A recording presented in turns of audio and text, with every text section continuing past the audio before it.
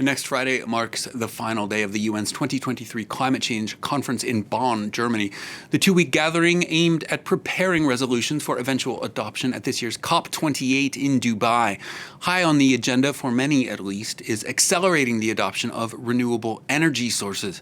Tuesday brought the release of the latest report on the sector from the REN21 Energy Policy Network. To talk to us about some of the details of that report, we can now bring in REN21's Executive Director, Rana Adib, who joins us from that climate conference in Bonn. Rana, thanks so much for taking the time. Let's start with the good news: record growth in renewable electricity production. How is it developing, and where does it need to get to? I think this is indeed it's a big success story of renewable energy, and it's a result of long-term policy attention to it. So key drivers are clearly solar photovoltaics and wind. We have basically today the electricity, 30% is provided by renewables, and this is really a great story. It's a least cost solution and is to be replicated in other sectors. I think what is required here, however, is clearly more attention, not only to the cars, so to say, but also to the roads that can bring the renewable electricity to the households, to the energy consumers, and invest in grids. So to stay on that topic, actually, let's talk about some of the barriers to progress when you talk about cars versus roads, thinking about grid infrastructure. What's holding the sector back there?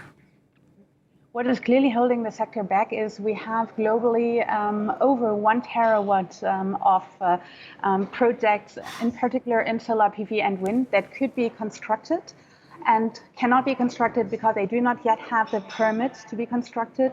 And the other part is they cannot be connected to the grid. So today the policy attention on this front is really to invest in grid infrastructure, so investing into the roads, but also making sure that the projects can be developed and connected more quickly. The other part, when we're looking at the power sector holding us back, is that there is really lots of increases, so a market share increase of 37% of solar photovoltaics. But when we're looking into other sectors, so wind and also other renewable energy technologies, they are lagging behind. Here, what is really important, these sectors are also touched by the inflation, supply chains, and we need to build up a sustainable renewable energy economy and industry, investment in manufacturing, investment in skilling resources, and building up basically this technology everywhere. Your report points out that heating and fuel are two areas where renewables are really lagging. How bad is it, and why is that? This is actually a really bad part of the story. It is as bad as in the heating sector. Basically, renewable energy does not even provide 10% of the heat globally. And when we look at the fuels, it's only 3.7%. Why is this a critical story? It is a critical story because almost 80% of the energy that is supplied by heat and is supplied by liquid and gaseous fuels. And what we clearly see is the transition in electricity is actually not enough, even though electrification of transport sector, electrification of the building sector is observed. We know that in 2050, only 50% of the energy will be provided through electricity, and the rest will need to be provided by heat and fuel. So we need policy attention today. And unfortunately, only 46 countries have renewable energy targets for heat and only 49 for renewable fuels. And this is compared to 174 on power. So let's talk about some investment here. Where is the most money flowing in terms not only of geography, but also as compared to fossil fuel projects? So geography-wise, we have a concentration basically on China. 55% of the investment are going to China, 11% in the EU, 10% in the US.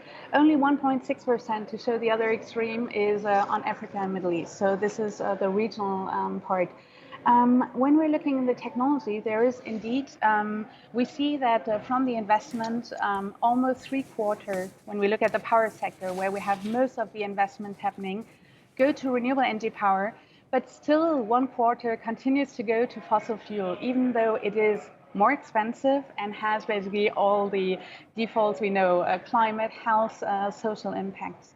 So it's a great sign, but it's not enough. And another part, I think, when we speak about the investment, is to also mention that 1 trillion US dollars have been spent in 2022 by governments to subsidize fossil fuels. This is an 85% increase over 2021, and these subsidies very clearly need to be shifted away from fossil fuel to renewable energy, in particular renewable energy heat and renewable energy transport or renewable-based fuels, to really move the power transition to an energy transition and move away from fossil fuels.